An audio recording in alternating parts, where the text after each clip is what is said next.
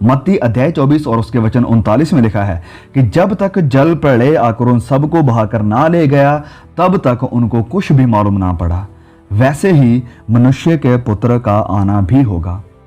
तो जब हम जाते हैं उत्पत्ति अध्याय 7 वचन 16 में, तो वहां पर लिखा है कि उसी दिन जब बारिश शुरू हुई नूह और उसकी फैमिली जहाज में बैठ गई, तब यहोवा ने उस द्वार को, उस डोर को बंद कर दिया। अब नूह को कितना दुख लगता होगा द्वार के उस पार जब लोगों की दर्द और खौफ से भरी हुई आवाज सुनाई देती होगी। सुनिए इस बात को, ऐसा नहीं है कि कोई कह दे कि खुदा ने तो किसी को बताया ही नहीं। It is not that God is unjust. Friends, invitation कई सालों से लोगों को मिला।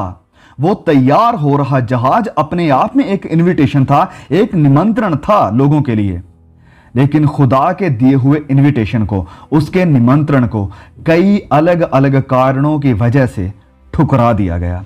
उन बातों और चीजों की वजह से जो अच्छी तो लगती थी, जो अच्छी थी, और लोग सोचते थे कि शायद यही सब कुछ है जिसके पीछे हम भाग रहे हैं। नूह उन सब लोगों की चीखें और रोना सुन रहा था जो सोचते थे कि जिंदगी के मजे लो, ऐश करो, इस जिंदगी के पास देने के लिए कुछ बढ़िया है जो कि शायद परमेश्वर भी हमें नहीं दे सकता है।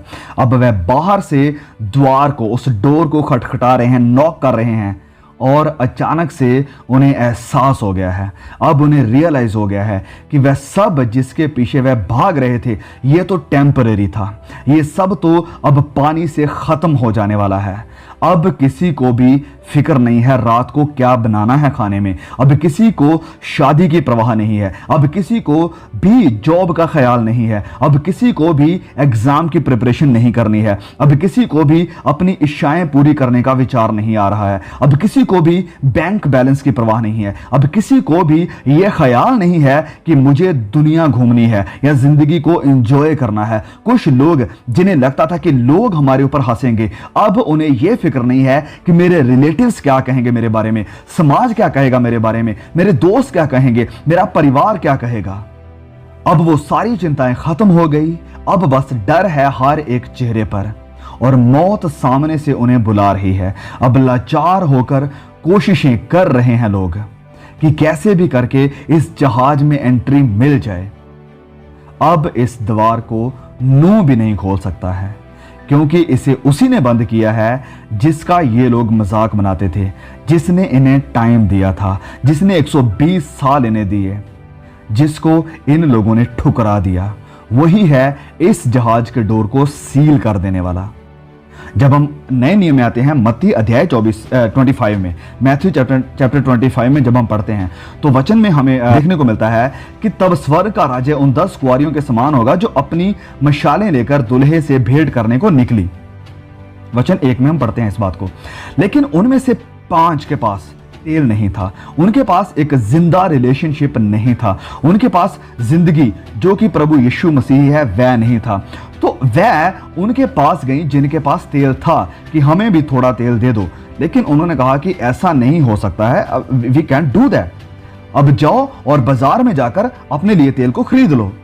सो मेरे भाइयों और बहनों, ये परमेश्वर के साथ एक सच्चा रिश्ता है। ये कोई फॉर्मूला नहीं है, ये कोई ट्रिक नहीं है, ये अपना जीवन परमेश्वर के हाथों में देना है और इस रियलिटी को एक्नॉलेज करना, मानना है कि परमेश्वर इंसान बना और क्रूस उठाई मेरे और आपके गुनाहों की, और उस कीमत को, उस बिल को अदा किया, पे किया जो हमारे गुनाहों का था, और अपनी बाहें खोली और इन्विटेशन दिया सभी को, सारी दुनिया को, कि आप इस जहाज में आ जाओ अगर आप न्याय से बचना और जिंदगी को पाना चाहते हैं। तो ये कोई फॉर्मूला नहीं है, कोई मंत्र नहीं है, ये कोई पास्टर, कोई प्रॉफिट, कोई टीचर, कोई प्रचारक आपके सर के ऊपर हाथ रख के इसे आपको नहीं दे सकता है, ट्रांसफर नहीं कर सकता है। आपको खुदा के इस इनविटेशन को यस कहना होगा, इसे खुद रिसीव करना होगा अपनी इच्छा से, अपने लिए।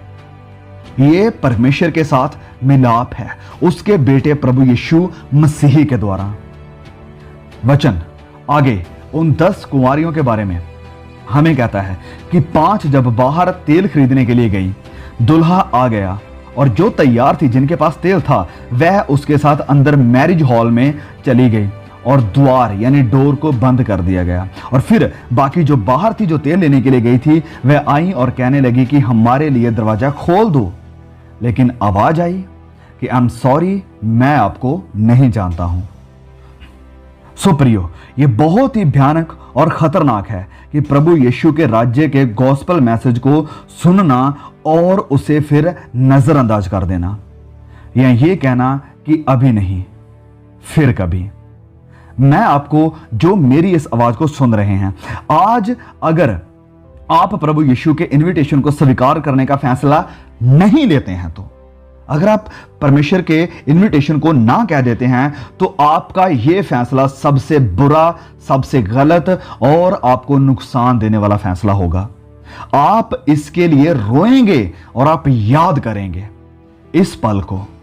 अगर आप अभी तक मसीह यीशु के जहाज में, आर्क में नहीं आए हैं और आप डिले कर रहे हैं टेम्परेरी चीजों के लिए, विनाश हो रही चीजों के लिए, तो नर्क आपके लिए ज्यादा दुख का कारण इसलिए बनेगी क्योंकि इस मैसेज की आवाज, आपके भाई याकूब की आवाज आपको याद आएगी। Tell the truth Yakub channel याद आएगा। इसलिए प्लीज आज डिले ना करें।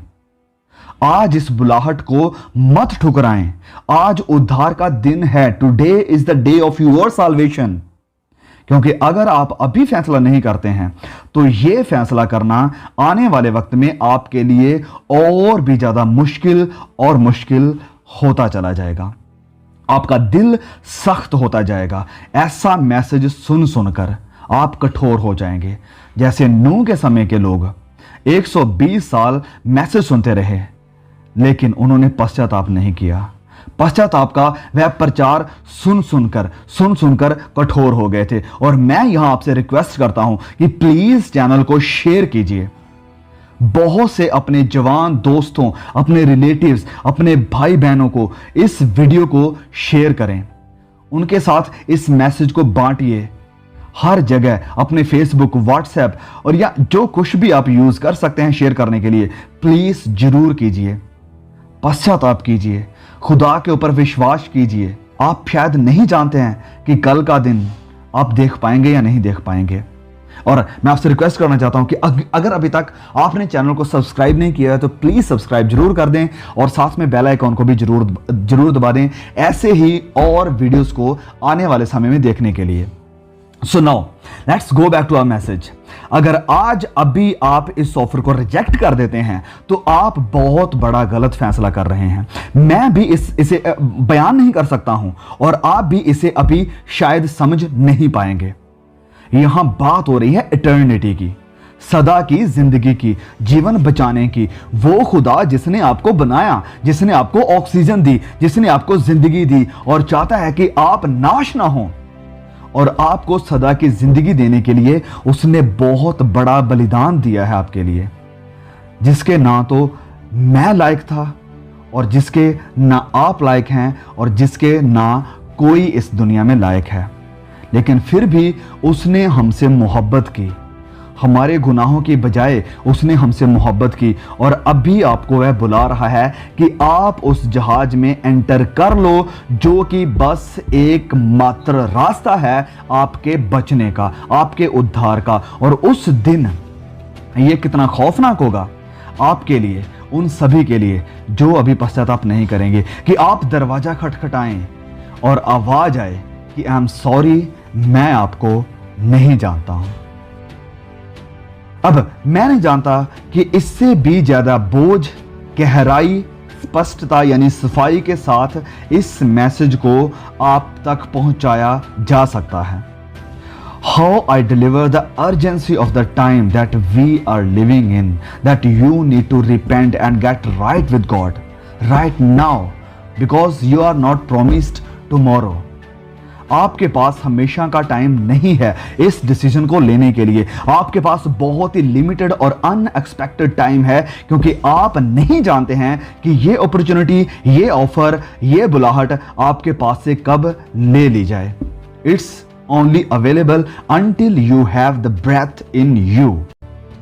आप अब शायद कहेंगे कि ओके वेल, मुझे क्या करना होगा इस जहाज में आने के लिए, एंटर करने के लिए मुझे क्या करना होगा?